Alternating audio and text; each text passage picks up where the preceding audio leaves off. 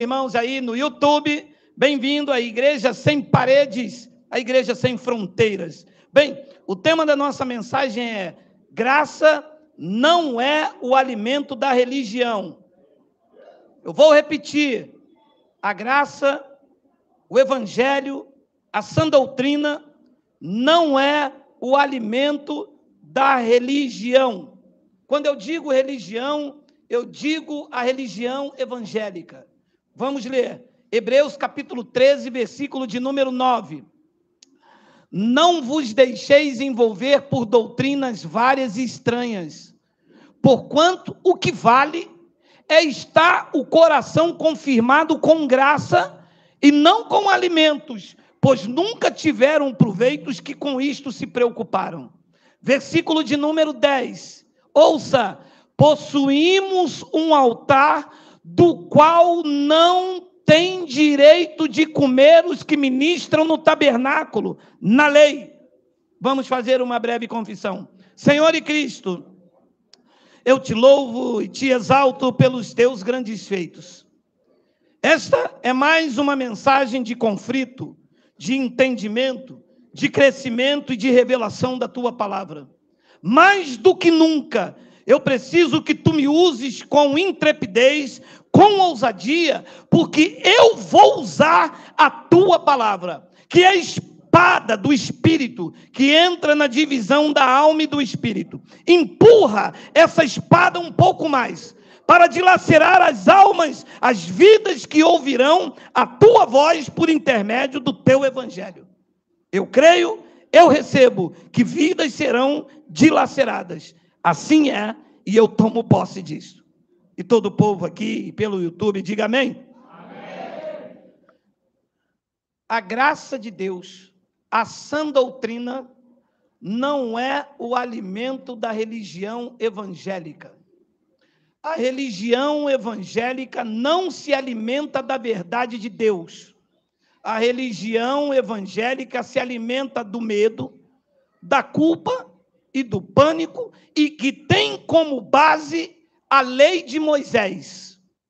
Toda a doutrina evangélica e os seus estatutos estão baseadas na lei de Moisés. Mateus, Marcos, Lucas e João é lei. Jesus estava ali no período da lei. A lei e os profetas duraram até João. Como há passagens beneficiando a autoridade de pastor, autorizando dízimos, eles usam Mateus 23, 23 para dizer: Jesus no Novo Testamento mandou dar o dízimo. Mateus 23, 23. Mas Mateus não é Novo Testamento. Está escrito pela Sociedade Bíblica do Brasil que é novo, mas toda a sua passagem se reporta à lei. Quando Jesus ou uma pessoa é curada pela sua fé, o dom da fé não tinha se manifestado ainda, a pessoa vivia pela sua própria capacidade de crer. Jesus dizia: vai ao templo e apresenta a oferta que Moisés mandou. Era lei ou era graça? Lei. E os senhores em off leram comigo, em Gálatas capítulo 4, versículo 24, que Jesus nasceu sob a lei. Então, o que os pastores fazem? Como há passagens ali beneficiando as suas autoridades, os senhores já devem ter ouvido que o pastor diz: se eu ligar na terra, é desligado no céu. Não é mais não, pastor. Neste pacto, ele já reconciliou consigo todas as coisas. Na lei, estava tudo desligado e a autoridade apostólica exercia uma influência. Neste pacto, Deus mesmo estava em Cristo, reconciliando todas as coisas e nos entregou o ministério da reconciliação. Isto são as verdades estampadas no Evangelho. Então, a religião evangélica, ela não prega a graça como doutrina. Temos explicado, todo o mundo está debaixo da graça. Só existe a graça de Deus. Não existe a graça e a lei. A lei terminou. Quando o templo caiu, a lei acabou. Só existe a graça. Uma coisa é estar na graça de Cristo. outra coisa é viver em graça. Viver em graça é obedecer o evangelho do Cristo ressuscitado. É por isso que quem nos ouve a primeira vez diz assim: e esse cara está pregando tudo errado da Bíblia. Não, que eu não estou pregando tudo errado. Eu estou consertando o que eles pregaram errado. Eles pregaram a lei de Moisés. Eu tenho que pregar a graça de Deus. Paulo disse: vocês estão me deixando estupefatos, porque vocês estão passando da graça de Cristo para um outro evangelho, o qual, na verdade, não é outro. Se vem alguém e vos prega um evangelho diferente que eu preguei, Paulo estava em Mateus, Marcos, Lucas e João, Malaquias? Não estava. Quando Paulo chega, ele muda toda a configuração. Paulo repreendeu Pedro em Gálatas 2,14, dizendo: se sendo tu judeu, obriga gentios a viverem como judeu.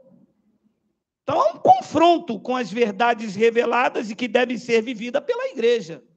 Então, olha o que Paulo disse aos hebreus, tá? Que eles estavam voltando à configuração sacerdotal.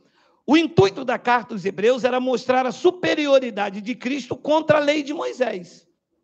Vocês sabem que no tempo dessa escrita, no ano 67 do primeiro século da era cristã, o templo estava de pé, os sacerdotes estavam ali com a sua influência e as pessoas ainda iam ao templo fazer os seus votos, as suas purificações, e os sacerdotes levitas ainda estavam recebendo o dízimo.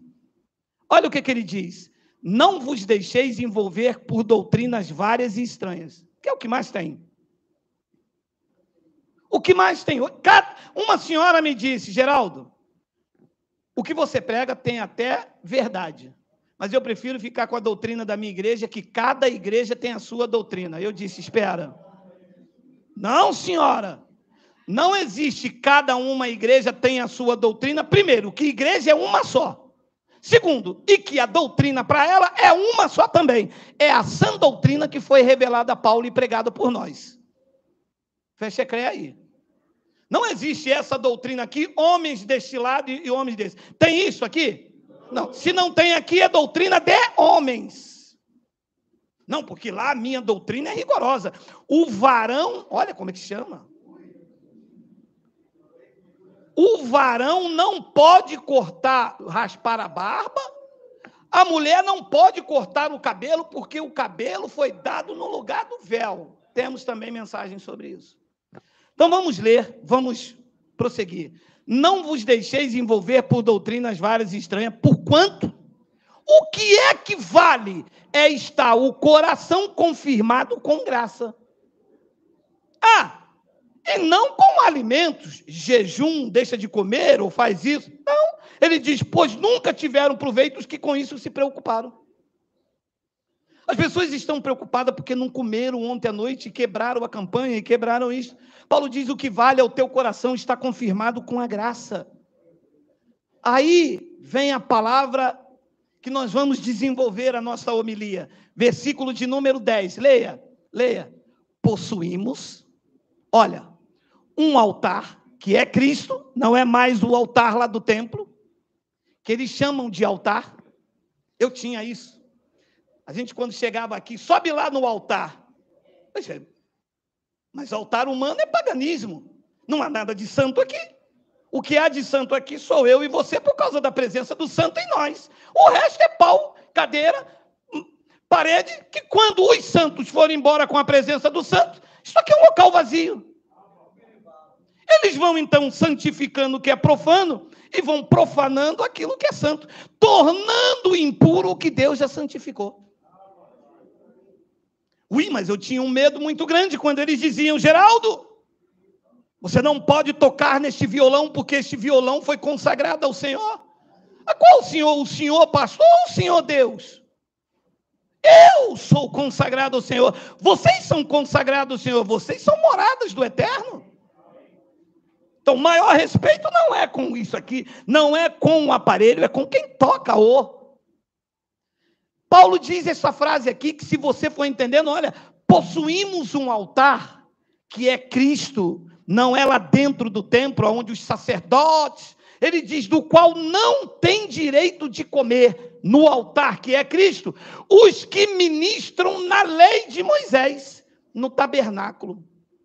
Nós não ministramos no tabernáculo, nós ministramos no ministério do Espírito. O tabernáculo, os que ministravam lá, os sacerdotes levitas, viviam da lei de Moisés e com ela prevalecia. Nós ministramos no ministério do Espírito e sobre ele nós vamos sendo transformados de glória em glória. Então, não é um jogo de palavras para você entender o que eu vou aplicar com conhecimento nesta manhã. Se você ministra na lei, no tabernáculo, você não tem direito de se alimentar da sã doutrina. Se você se alimenta da sã doutrina, em hipótese nenhuma você pode comer o que se ministra no tabernáculo. Vai te fazer mal. Então, o povo judeu sempre se achou dono do favor divino. E tinham o direito de pensar assim, porque os gentios não eram participantes da promessa. Vocês sabem que judeus e gentios não se davam bem, havia uma parede de inimizade. Então havia todo um orgulho judaico. Eles é que tinham direito a comer o pão. Deus disse por meio do profeta: se vocês me servirem, se vocês crerem, vocês comerão o melhor desta terra. Só que isso trazia um orgulho judaico, e eles tinham direito de pensar assim, porque a nação diante de Deus, protegida, guardada, eram eles. Os judeus tinham esse orgulho, como as igrejas evangélicas têm hoje. Para as igrejas evangélicas, todos vocês que me ouvem aí pelo YouTube, para a igreja evangélica, todos vocês não têm Deus. Todos vocês estão desviados e todos vocês são desigrejados. Porque para a igreja evangélica, alguém só é de Deus se frequentar o local, sob obrigação e observar os ritos deles. Se você falar, não, isso não serve para mim, você pode ser o homem mais perfeito. Para eles, você está desviado. E Ione ficou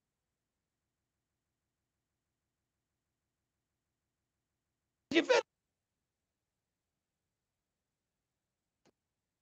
Os gentios não participavam. Olha o que Paulo disse em Efésios, capítulo 2, versículo 11 ao 18. Olha aí. Portanto, lembrai-vos de que outrora, vós gentios na carne, olha, chamado incircuncisão por aqueles que se intitulam circuncisos na carne por mãos humanas, judeus e gentios. Então, os gentios, outrora, antes da cruz, eram chamados incircuncisos. Olha o que Paulo explica no versículo 12, olha só. Naquele tempo, e Paulo se refere a antes da cruz, estáveis sem Cristo. Olha a condição dos gentios e a posição dos judeus. Estavam sem Cristo, separados da comunidade de Israel, estranhos às alianças da promessa, não tendo esperança e sem Deus no mundo. Era assim que os gentios eram vistos. Então havia uma separação. Nesta separação havia um orgulho judaico, porque só os judeus se alimentavam do melhor que Deus tinha. E os gentios? Os gentios estavam exclusos. Deixa eu fazer uma comparação paralela, assim como hoje eu e você. Para a religião evangélica, eu sou um herege. Para a religião evangélica, eu já fui anticristo. Para a religião evangélica, eu sou o próprio Satanás. Por quê? Porque as minhas mensagens ameaçam os seus cofres, os seus poderes e os seus púlpitos. Então, eu estou desviado, deixei de ser bispo da igreja, eu agora estou aí numa rebelião contra a igreja. E me dizem, você está pregando algo novo. E eu me defendo e digo, não, senhor. Quem está pregando algo novo são vocês. É vocês que pregam vassoura ungida. É vocês que pregam campanha, que não tem na Bíblia. É vocês que fazem culto de libertação, que não tem na Bíblia. Eu não estou pregando isso que vocês pregam. Vocês sim estão pregando o novo. Eu estou pregando a revelação do Evangelho. Eu estou pregando a graça de Deus. É isso que eu estou pregando. Estáveis sem Cristo, separados da comunidade de Israel, estranhos às alianças da promessa, não tendo esperança e sem Deus no mundo. 13. Tenho 13, mas agora. Ah! Mas agora em Cristo Jesus, vós que antes estáveis longe, fostes aproximados pelo batismo nas águas. Então quem estava longe, os gentios que era excluído, o orgulho judaico agora seria dividido com os gentios pelo sangue. Versículo de número 14. Porque ele se refere a Cristo, é a nossa paz, o qual de ambos fez um, e tendo derribado a parede de separação que estava no meio, a inimizade, 15, aboliu, não, vamos ler agora com calma. Aboliu na sua carne, não, eu vou ler novamente. Gente, volta 14. Eu não acredito que um homem, psicólogo, bacharel em teologia, professor da escola, mas eu não acredito nessa gente de maneira nenhuma. Não tem como dar credibilidade a um homem que se diz pastor usado pelo Espírito Santo e nunca ter lido isso aqui. Porque ele é a nossa paz, o qual de ambos fez um, e tendo derribado a parede de separação que estava no meio, a inimizade. Diz que aboliu na sua carne, naquela cruz, diz que ele aboliu a lei dos mandamentos na forma de ordenança. Aboliu ou não aboliu? A igreja coloca mandamentos e ordenança dentro da igreja. Coloca ou não coloca? Diz aí pelo YouTube. Pode me dizer que é crente? Pode? Não, pode. Como é que uma pessoa diz assim, eu sou crente no Senhor Jesus? É crente no Senhor Jesus? É. E este mandamento? Esse mandamento é da Bíblia. Aonde? Lá em Levítico. Ei, isso ele aboliu. Não, mas olha o que está aqui em Malaquias. Ele aboliu. Se você é crente, na carne dele, quando ele abriu a mão para um lado e abriu a mão para o outro e ecoou a palavra tetelestai, sabe o que ele está dizendo? Mandamentos e ordenança para a igreja, acabou. A igreja do novo pacto está livre. Recebe aí.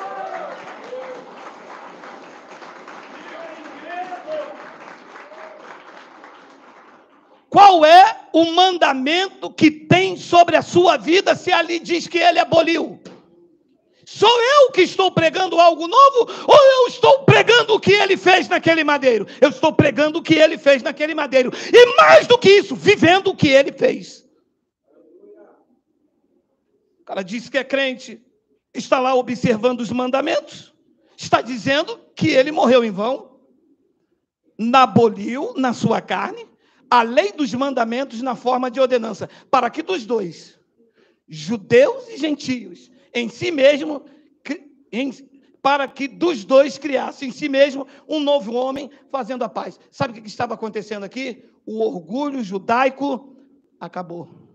A exclusão dos gentios acabou. Ele nivelou todo mundo. Ninguém é melhor do que ninguém, por mais sacrifício que os judeus faziam, por nenhum sacrifício que os gentios faziam, todos agora deviam estar nivelados pelo único, bendito e sacrifício de Cristo naquele madeiro. Não adianta, neste pacto, não é quem jejua mais, não é quem dá mais dízimo, neste pacto é quem observa a graça de Deus e cumpre a lei de Cristo, que é a lei do amor. O resto é conversa fiada. Então, antes da cruz, era esse o tratamento. Judeus e gentios não tinham uma relação amigável. Eu acho que está lá no versículo de número 13, Miguel. É 14, é o 14. Olha lá, 14. E tendo derribado a parede de separação, judeus e gentios não tinham a relação amigável. Assim como hoje nas igrejas evangélicas, a lei, quem vive a lei de Moisés, vive o engano, porque a lei não existe, não tem uma relação amigável com quem hoje está na graça de Deus. Haja visto que o seu antigo pastor, a sua antiga missionária, os seus irmãos da escola dominical querem ver você bem longe da congregação deles, porque dizem, senão vocês vão contaminar eles com essa heresia que dizem eles que você vive. Porque não existe uma relação amigável. Mas quando eles experimentarem este fardo leve, este jugo suave e esta prisão emocional que você vivia e hoje você vive seguro, tranquilo e sem temor do mal, eles vão então experimentar a boa, a perfeita e agradável vontade do Pai, que é isso que você vive hoje na sua vida. Então, antes da cruz, o tratamento era esse, não havia uma relação amigável. O judeu era sempre orgulhoso por causa da lei de Moisés. Ele cumpria a lei, ele se tinha santo. Você conhece um crente hoje, ele passa perto de você, se ele for daqueles irmãos que dá o dízimo, que busca Deus no monte, e se ele falar em língua, e se for igual era do reteté canela suja, pronto. Ele se sente, não, mas é como o meu apelido era GG Canela de Fogo. Você sabe que de vez em quando eu vou com o pezinho lá. Olha como era antes da cruz. Lucas 18, versículo 10 ao 14, olha aí. 2 homens subiam ao templo com o propósito de orar. Um fariseu, ferrenho seguidor da lei, frequentava o templo, conhecia tudo sobre a lei de Moisés. E o outro publicano, um gentio. Olha isso. Versículo de número 11. O fariseu, posto em pé, orava de si para si. Você já conhece um cara que ora de si para si? Sabe como é que é, né? Eu já orei aqui várias vezes, né? Senhor!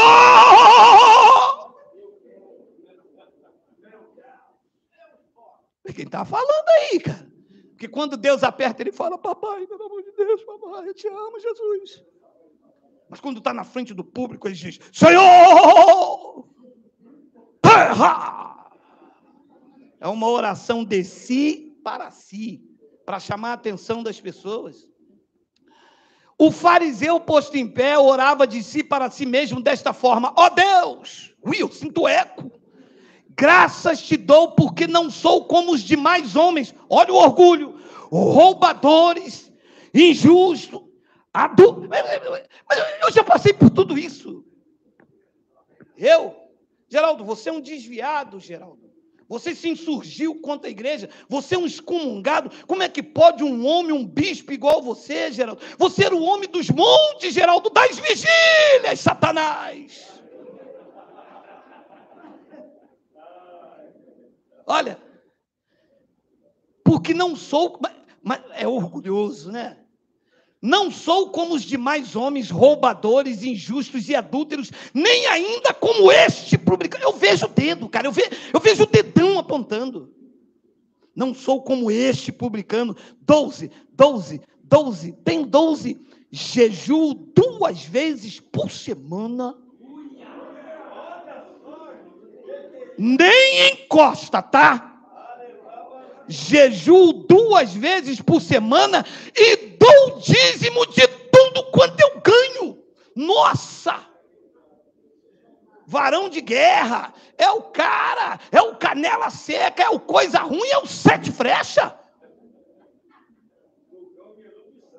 Gente, quando chegava um cara desse na congregação, o pastor dizia, a palavra está contigo hoje, vaso.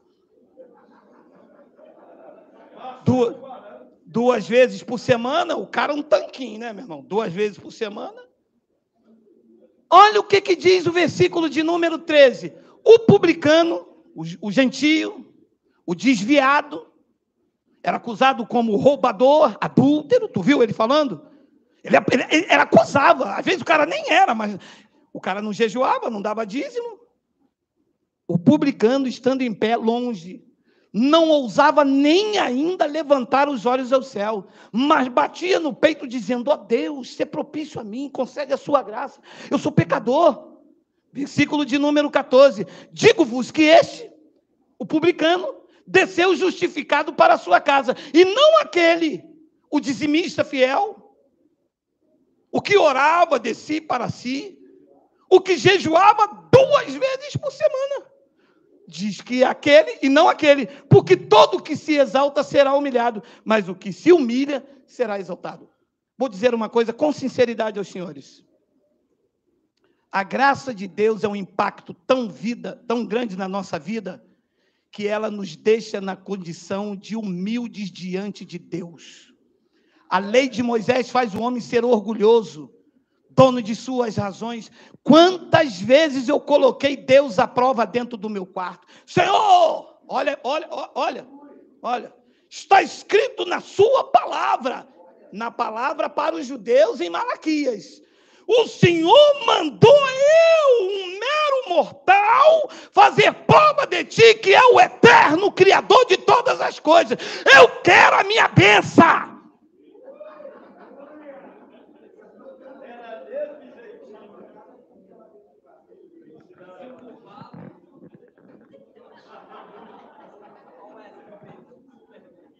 Quero, porque eu fiz dízimo, fiz a campanha certinho, não quebrei o voto e quero o que é meu. Senão eu dou em você aí em cima. Eu boto a minha cadeira mais alta do que a tua.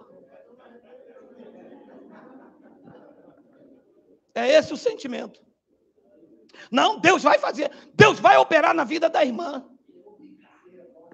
Aí a irmã do lado diz assim: pode ficar tranquila, minha irmã, se o pastor orou, a irmã já pode sair daqui cantando o hino da vitória. Olha lá, Deus bradando, olha lá, fala Deus. Infelizmente, os pastores acham que Deus só está no lugar onde eles estão. Saiu daquele ambiente, Deus não fala, Deus não está mais com você. E era exatamente esse ambiente hostil que se vivia antes da cruz. Isto perdurou até a chegada de Paulo, quando Deus o revelou que os gentios também seriam co-herdeiros de Cristo. Efésios capítulo 3, versículo de número 1. Olha lá. Por esta causa eu, Paulo, sou prisioneiro de Cristo Jesus, por amor de vós, os gentios. Gentios eram todos aqueles que não tinham a genética judaica, estavam exclusos até antes da cruz.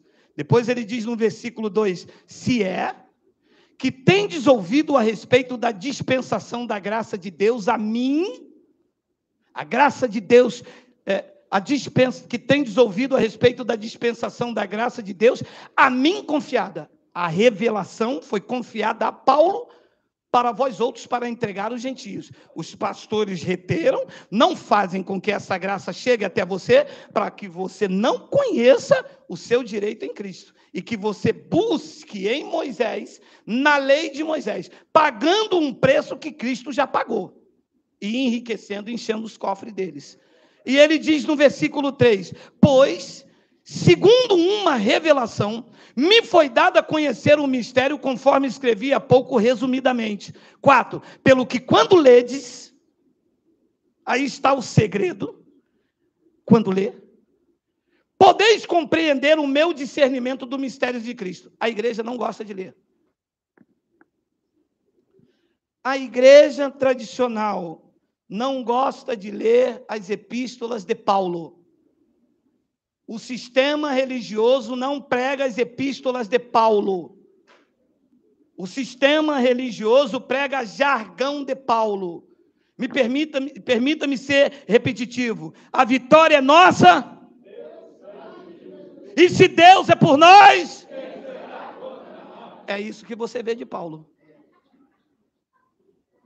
Mas não mostra as revelações, não mostra a profundidade do Evangelho, não mostra que em Cristo ele já removeu mandamentos e ordenanças, não mostra que tudo aquilo que os judeus praticavam não era para a igreja praticar. E a igreja fica roda e avisa, não tem nem um minuto de comercial. E vão no acharcamento e prende, e cresce, porque essa é a verdade. Pelo que quando ledes, podeis compreender o meu discernimento do mistério de Cristo, 5, o qual, em outras gerações, não foi dado a conhecer aos filhos dos homens, não era um alimento para os judeus. O conhecimento estava retido, estava oculto. O alimento dos judeus eram 613 observâncias da lei.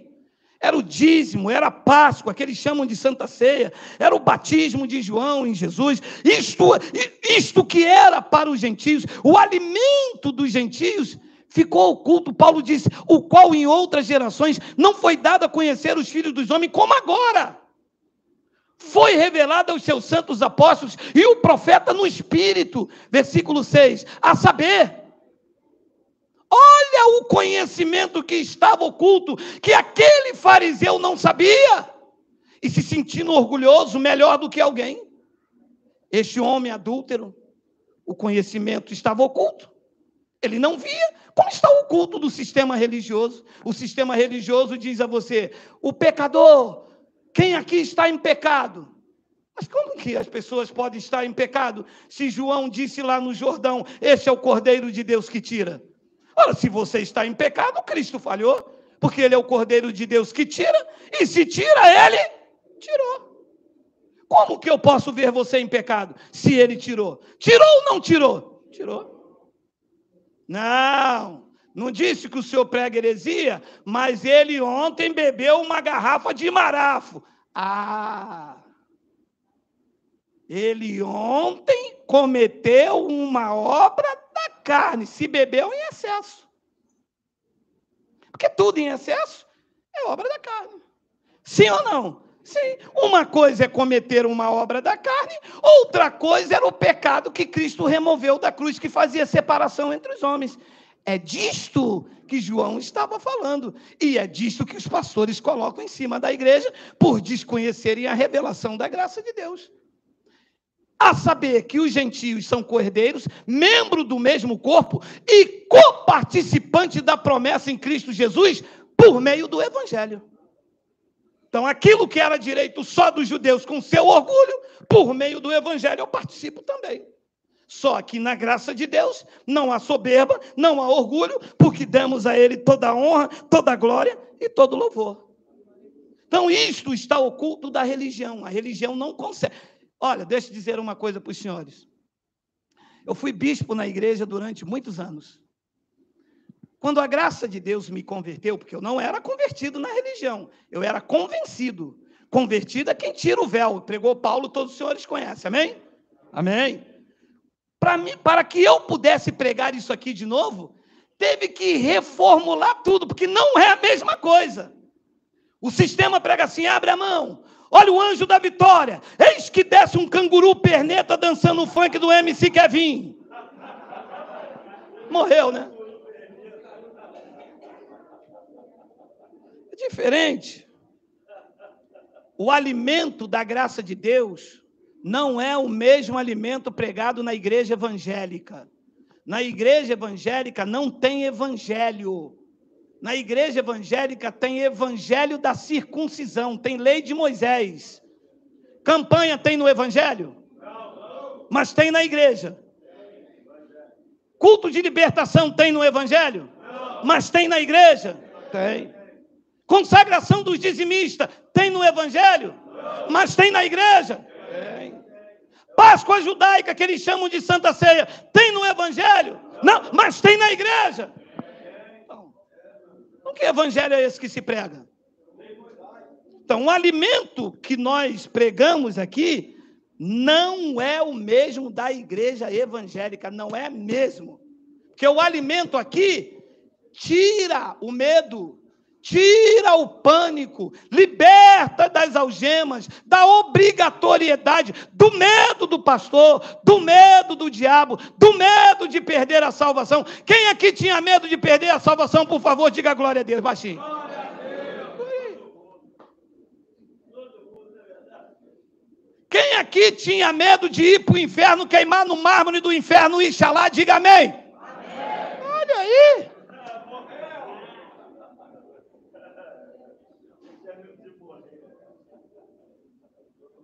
Quem tem medo do diabo aqui, diga ui. Ninguém.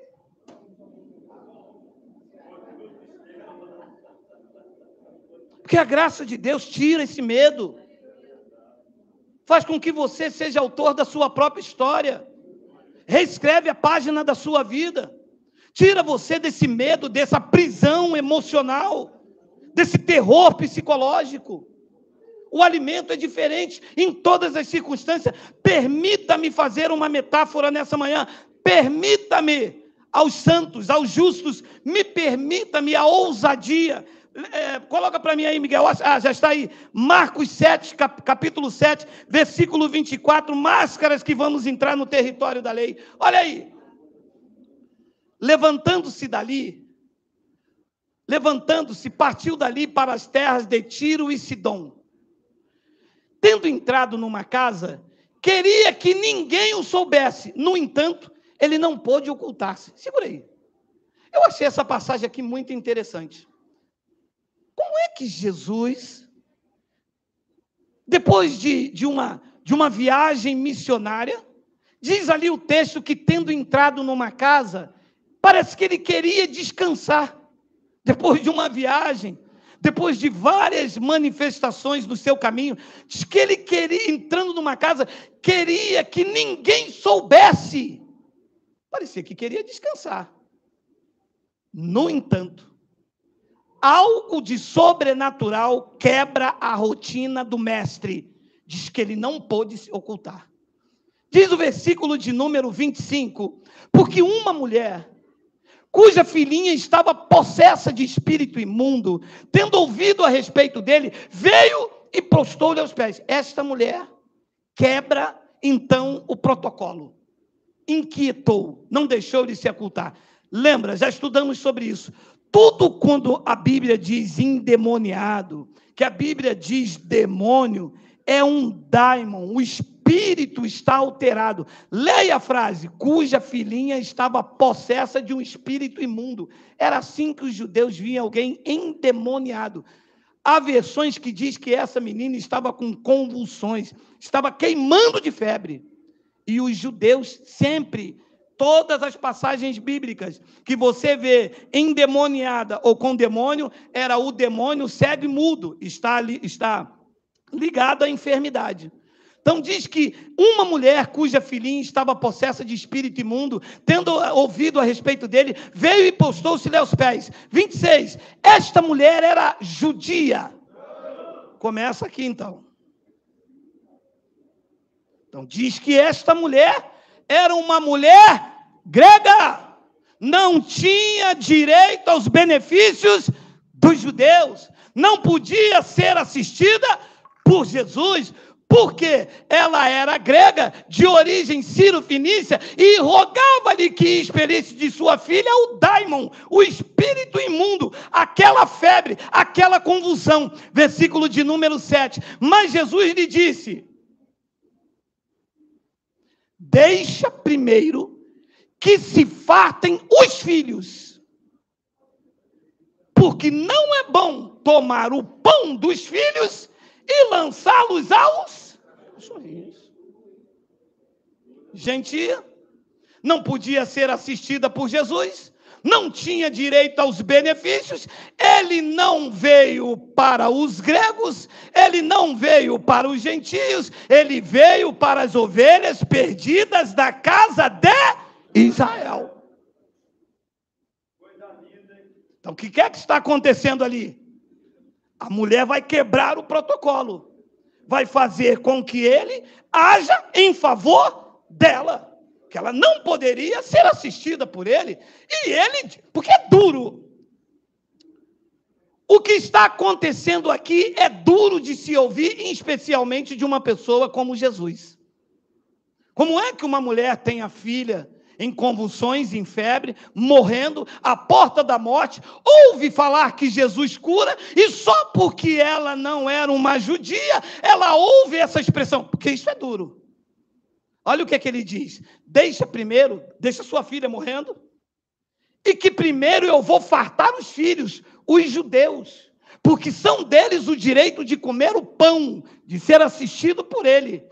Ele disse: eu não posso, porque não é bom tomar o pão dos filhos, dos judeus, e lançá-lo a vocês, os cães, os cachorrinhos. Isso é duro de ouvir para uma mãe ou não? Sim. Mas por quê? Ele estava dentro do ministério da lei e ele não podia assistir aquela mulher. Ele não podia fazer nada por aquela mulher. Diz o versículo de número 28. Ela, porém, lhe respondeu: sim, Senhor, mas os cachorrinhos debaixo da mesa comem das migalhas das crianças. Quebrou ele. O alimento dos judeus era pão. Ela fez entender que as migalhas que os judeus não queriam serviria para o milagre dela, e assim é a graça de Deus na nossa vida. Nós nunca queremos muito, mas Ele sempre tem o alimento necessário para nos manter de pé. A graça de Deus não é pouca e nem é muita, e me desculpe a metáfora desse texto. Nós estamos comendo o alimento que o sistema rejeitou. O que nós comemos hoje é visto como migalhas, não servem para eles, mas é exatamente este alimento, cheio de nutrientes, que nos mantém forte a cada dia para vencer os embates da vida. É exatamente esta palavra que tem nos encorajado. Ele disse: não me é lícito dar aos pães, tirar os pães. Volta para mim, por favor, Miguel, versículo 27. Mas Jesus lhe disse: deixa primeiro que eu fartem os filhos.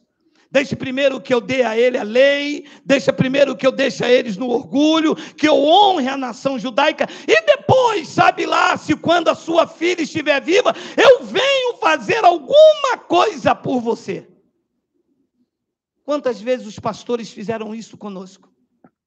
Quantas vezes só os pastores que comeram o melhor? Quantas vezes banquetes eram servidos na igreja, primeiro tirava a melhor parte para os pastores e a sua família, e o que sobrava era dado para o restante do povo, quando sobrava.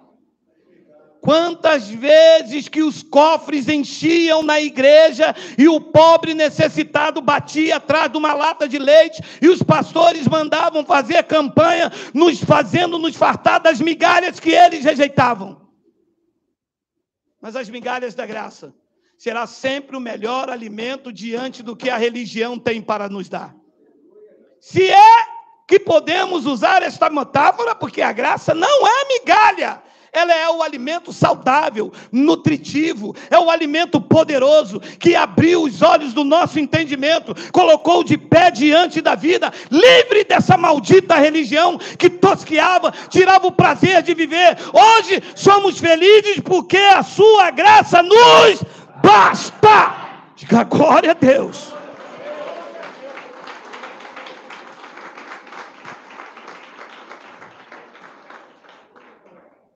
Eu achei isso impressionante, porque a mulher poderia virar as costas e falar: ah, que Jesus nada, como é que fala uma coisa dessa, minha filha é doente, e eu pensei que ele era um homem de Deus, que palavra dura que se diz para uma mulher que a filha está à beira da cama, me chamou de cachorra, me chamou de au-au, glu-glu dadá. Jesus disse: olha, não me é lícito, eu não vim para vocês. Eu vim para as ovelhas perdidas da casa de Israel. O alimento que eu tenho não serve para você. E o que você quer como migalha, também os judeus não aceitam. E a mulher disse, 28, Miguel? 28? Ela, porém, lhe respondeu. Qualquer um teria desistido.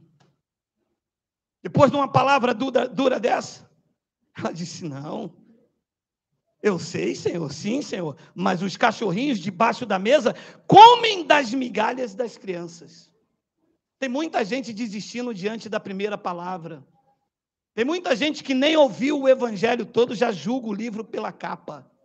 E aí, volta para comer os pães dos judeus, pensando em se saciar e se fartar, e o alimento não é nutritivo. Eu prefiro a migalha da graça que me alimenta do que um banquete na igreja evangélica me deixando mais vazio a cada reunião. A mulher disse: não, eu não vou desistir. Eu sei que os cachorrinhos debaixo da mesa comem das migalhas da criança. O que aconteceu depois disso? Versículo de número 29. Olha aí. Então lhe disse: por causa do jejum, por causa da campanha, por causa do teu dízimo, por causa do teu sacrifício. Por causa de quê? Da atitude de fé, por causa da tua palavra, por causa da tua confiança, porque você sabe que, mesmo que você queira migalha, o que eu tenho para você é suficiente para você ver o teu milagre. Eu quero uma postura dessa na minha vida. Ele disse, por causa da tua palavra,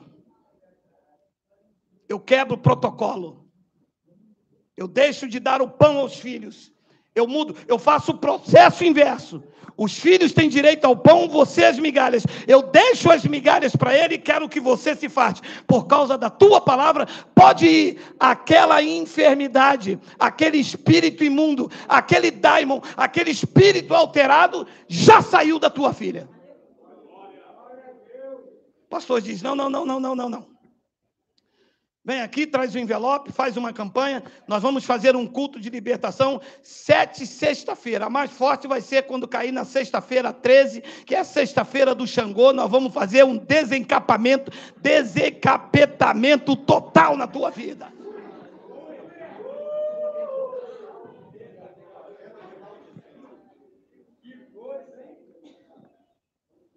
Sabe o que está acontecendo hoje no Brasil e no mundo? O mundo está cheio de pregadores, o mundo está cheio de pastores, cada esquina uma igreja, cheio de teólogos, cheio de escola dominical, cheio de conhecedores de Bíblia, mas ninguém que pratica evangelho. As pessoas entram e saem da igreja com os filhos doentes, pessoas 20, 30 anos dentro da igreja que nunca experimentaram a boa, perfeita e agradável vontade de Deus. Pessoas que trabalharam para esses vira-latas e que nunca experimentaram da mão deles uma assistência. Pessoas que a vida inteira deram tudo e hoje não tem nada, não tem um amor, não tem um carinho, não tem um acalanto, não tem um abraço. Pessoas que se renderam a eles, que pintaram, que construíram, que edificaram, que fizeram tudo e hoje não tem nada. Porque são falsos pregadores, ofereceram um alimento à igreja que não é para elas. Era melhor dar migalhas verdadeiras do que uma mesa farta de pão sem nutriente nenhum. Foi o que eu comi a vida inteira. Um pão fermentado, bolorento, que me fazia mal ao estômago, me trazia mais sensações. Não é, a graça não é uma migalha, ainda que eles pensem assim, mas sempre foi o alimento que me trouxe paz e segurança para a minha vida. Eu nunca me senti feliz em termos espirituais. Hoje eu sou um marido muito melhor, sou um filho muito melhor, sou um pai muito melhor, porque eu me encontrei em Cristo e não na religião. Eu deixei de ser um evangélico, de ser um religioso. Deixei de cumprir estatutos. Deixei de ser o pastor presidente. Deixei de ser o bispo com salário. Deixei de oprimir as pessoas, botar o dedo em riste. E apresentei a elas a liberdade que há em Cristo Jesus. Ofereço uma palavra pura, cristalina, sem medo, sem culpa, sem pânico. E digo a elas que elas são livres, elas estão protegidas. Nada separa elas do amor de Deus. Que elas são regeneradas, transformadas. E que a graça de Cristo as basta.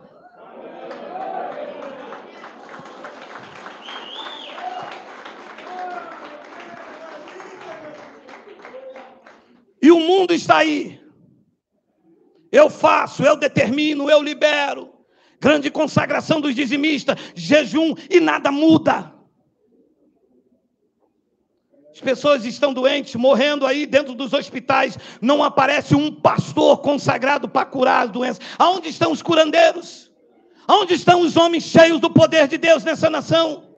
Aonde estão os grandes profetas que não profetizaram para fazer uma vacina 2 anos antes? Aonde estão os grandes profetas que curaram, tiraram o caroço, as pessoas tiraram as suas cadeiras de roda e não se apresentam nessa nação, quando a grande solução espiritual para o povo que está morrendo aí debaixo dessa pandemia, são todos feiticeiros, são todos manipuladores, tomam tomadores de dinheiro dos outros. O destino de vocês, o Deus de vocês é o ventre. Vocês são vira-latas, vocês são tomadores de dinheiro, vocês são aproveitadores da fé, mas está se levantando uma nação nesse país, em nome da graça de Deus, que vai dizer chega, vai dizer basta, vai dizer acabou, estamos no domínio de Cristo. Diga glória a Deus, diga glória a Deus, diga glória!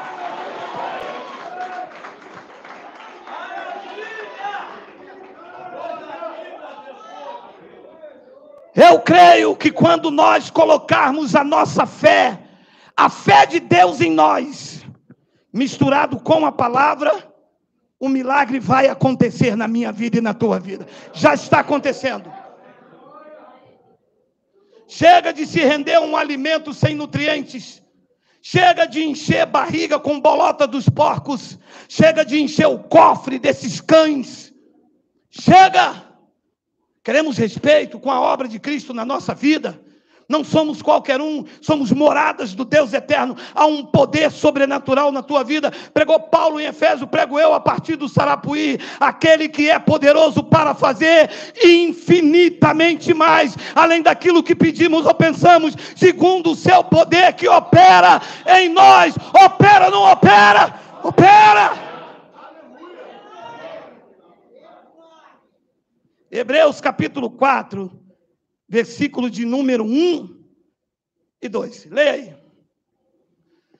Temamos, portanto, que sendo nos deixado a promessa de entrar no descanso de Deus, suceda parecer que algum de vós tenha falhado.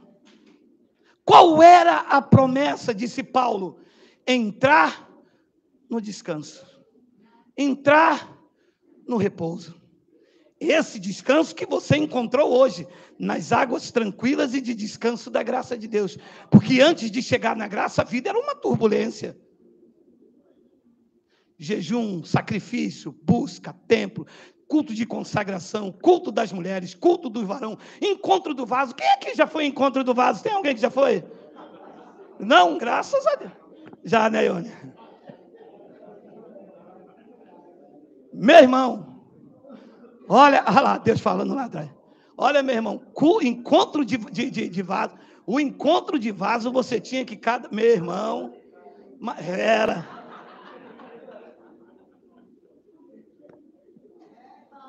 Temamos, portanto, que sendo nos deixado... Olha, temamos, portanto, que sendo nos deixada a promessa de entrar no descanso de Deus, suceda parecer que algum de vós tenha falhado.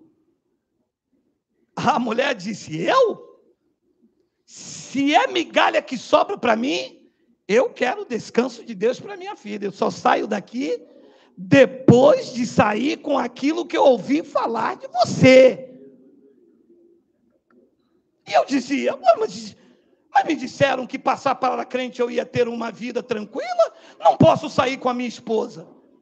Disseram para mim que Deus é amor, o pastor está me odiando. Disseram para mim que em Cristo eu seria salvo, eu estou sendo prisioneiro. Alguma coisa está errada, era eu que estava falhando. Deus sempre continuou intacto, perfeito. Eu estava me lançando em um pão e um alimento que não tinha nada a ver para a minha vida. Estava me fazendo mal. Eu queria um banquete dos judeus.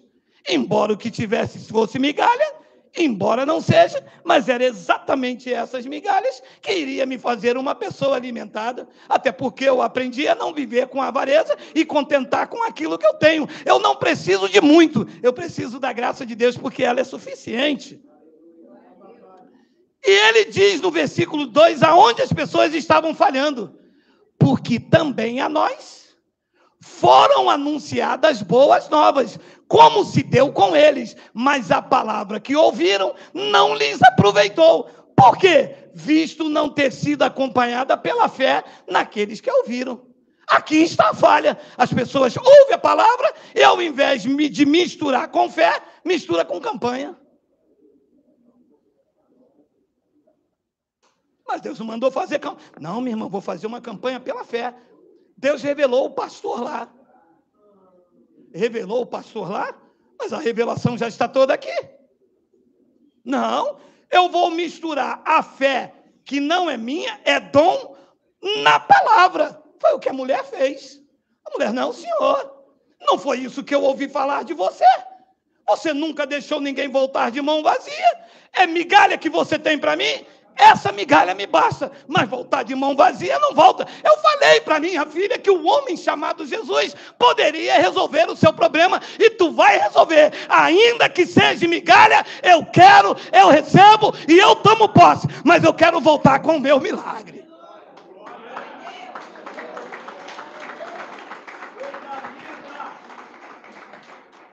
Misturar a palavra com fé. Isso não são migalhas, são posicionamentos de quem sabe o que quer em Deus. Eu vou repetir, misturar a palavra com fé. Isto não é migalhas, são posicionamentos de quem sabe o que quer em Deus. Quem sabe o que quer em Deus, mantém firme a sua confissão de fé. Os crentes fazem um processo diferente. Ouve a palavra e faz uma campanha. Mas campanha não é do evangelho. Campanha também não é da lei. Campanha é dos homens. Não acontece nada. Quantas campanhas você fez aí e não trouxe resultado nenhum? Uma vez ou outra faz uma campanha para chover no mês de julho. Aí, uma vez por outra faz uma campanha para vir uma frente fria. Uma vez por outra, o cara faz uma campanha para curar da gripe, toma 3 dias de... Mas as campanhas que trazem resultados para a sua vida, isso não vale de nada. Deus não age em cima do que você faz. Deus age em cima daquilo que você crê. Deus não age em cima do que você faz. Deus age em cima do que você crê. Paulo disse isso em 1 Tessalonicenses, capítulo 2, versículo de número 13, 5 minutos para acabar. Vocês viram aí, não viram? Caldo verde, canjica, bolo de aipim, cuscuz, maracanã, montão de comida do norte. Hoje vai, tá aí. Outra razão ainda temos nós para incessantemente dar graças a Deus. É que, tendo vós recebido a palavra que de nós ouvistes, uma palavra específica, um alimento para os gentios, que é de Deus, acolheste não como palavra de homens, e sim como em verdade é a palavra de Deus, a qual, com efeito, está operando eficazmente em vós os que... E quem crê aí, por favor, diga glória a Deus.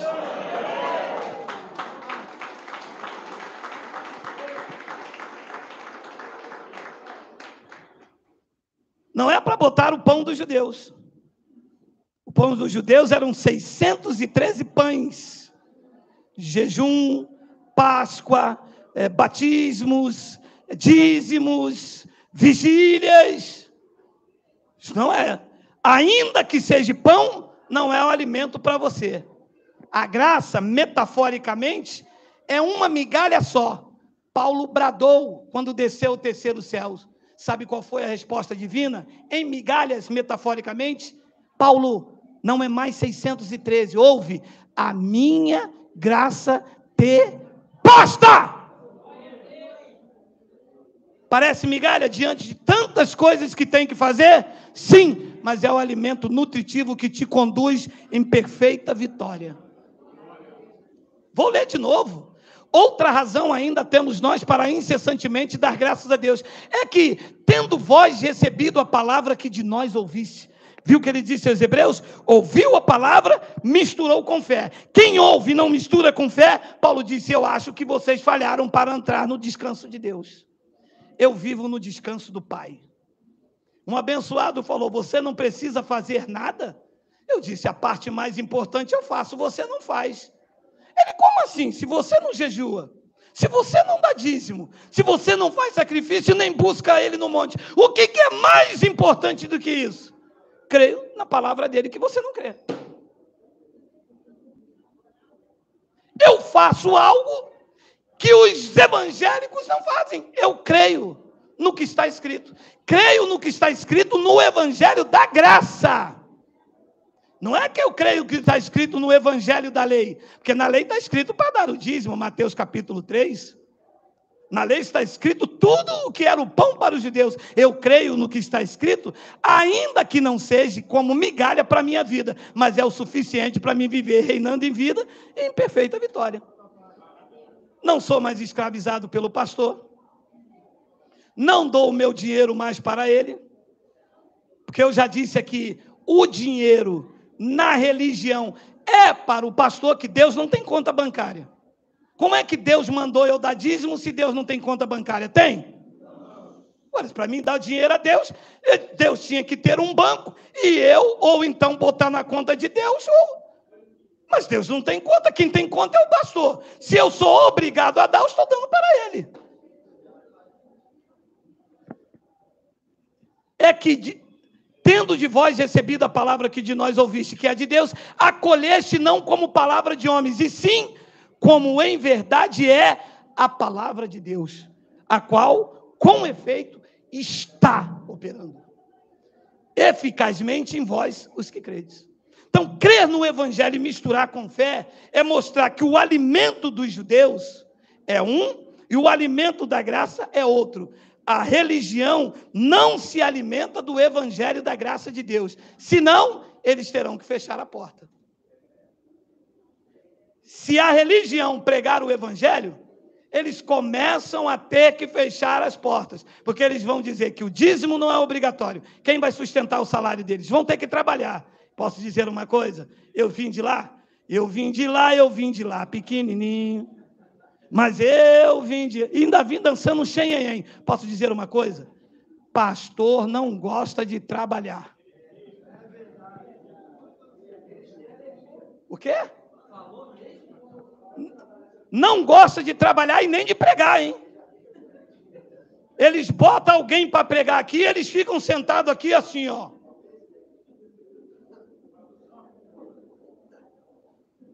É isso que eles fazem. Olhando as mulheres dos outros. De vez em quando uma missionária na esquerda dá um sorrisinho, ele... Trabalhar na secretaria, abençoada. Deus me revelou.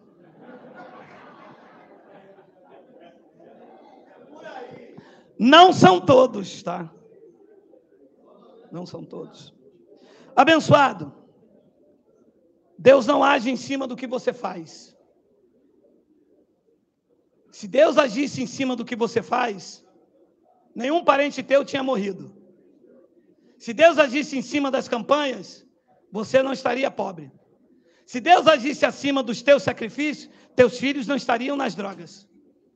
Deus age em cima daquilo que você crê.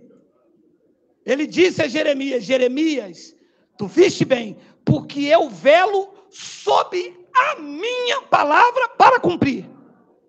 Deus não está subordinado a capricho de homens. Deus não está aqui sensibilizado pela dor humana. Se Deus estivesse sensibilizado pela dor humana, Ruanda seria um país cheio do poder de Deus. Deus age em cima do que você crê. E o alimento da igreja em graça é a fé poderosa no que diz o Evangelho. Ele diz que opera eficazmente em vocês, vocês que creem. E eu termino com Hebreus capítulo 4, versículo de número 12, versículo de número 13, eu acho que tem canjica, eu vou correr para lá.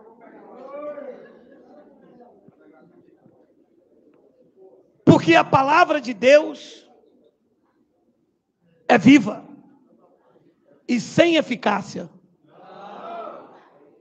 Um minutinho só.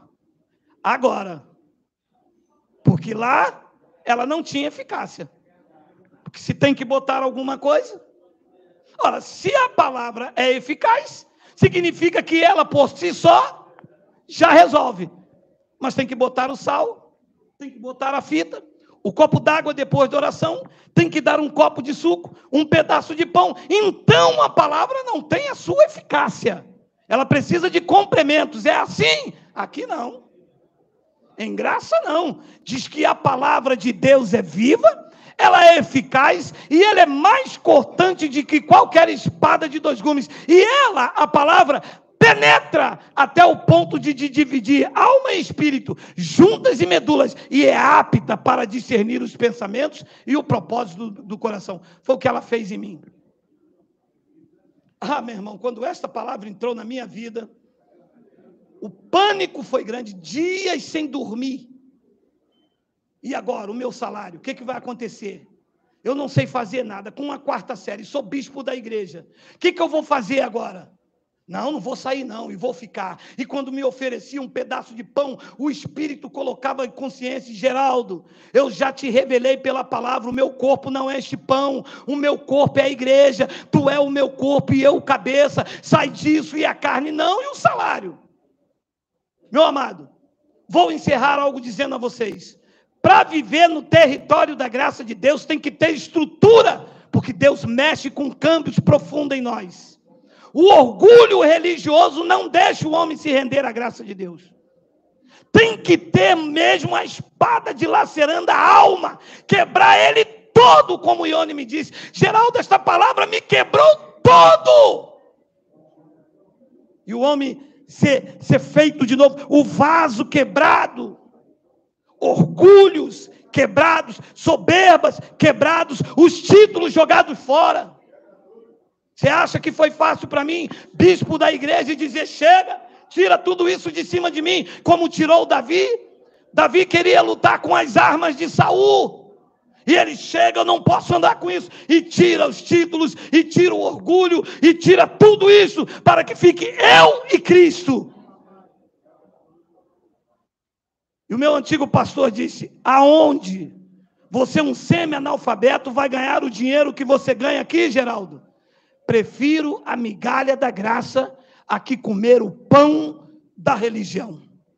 Embora um banquete servido diante de mim não me alimentava, eu era triste, amargurado, buscava e não encontrava. Hoje, metaforicamente falando, me alimento desta migalha, mas é algo nutritivo, saboroso, que me preenche, me mostrou a minha posição. Hoje eu não tenho medo absolutamente de nada. E eu termino com Hebreus, capítulo 13, versículo de número 5. Escreve para mim, por favor, Miguel. Hebreus, capítulo 13, versículo de número 5. Deixo vocês com essa palavra, que é um clássico entre nós. Seja a vossa vida sem avareza.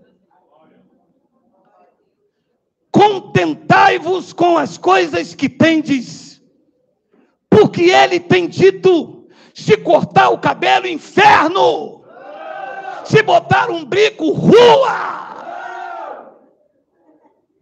Quem diz isso é a religião com seus pães.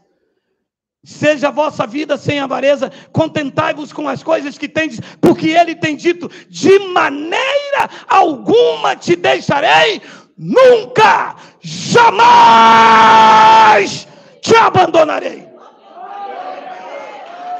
Seguros, tranquilos e sem temor do mal. Diga glória a Deus, diga glória a Deus, diga glória. E diz o versículo de número 6, ué, tem estrela aí, meu amado? Fomos arrebatados, meu amado. Ué, que susto. Assim, afirmemos confiantemente: o Senhor é o meu auxílio, não temerei o que me poderá fazer o homem. Assim seja, assim diz o Evangelho da graça de Deus.